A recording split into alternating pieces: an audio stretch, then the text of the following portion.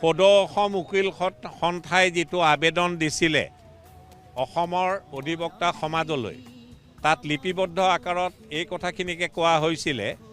যে অধিবক্তাই যিকোনো অধিবক্তাই এই গোচৰটো লোৱাৰ পৰা ল'লে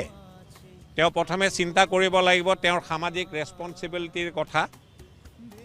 আৰু তেওঁৰ যি প্ৰফেশ্যনেল ৰেছপন্সিবিলিটি সেইটো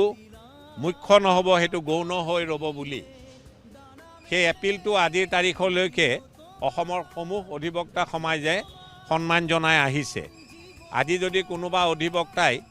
কাৰোবাৰ হৈ গোচৰ এই অভিযুক্তসকললৈ গোচৰ ল'বলৈ ওলাইছে তাত সদৌ অসম উকিল সন্থাৰ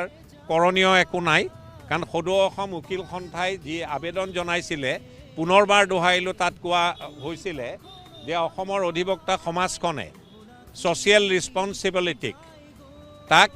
ফ্ৰণ্ট ছিট দিব লাগে আৰু তেখেতসবৰ যি প্ৰফেশ্যনেল ৰেছপন্সিবিলিটি তাক বেক ছিট দিব লাগে। ইমানেই, ধন্যবাদ।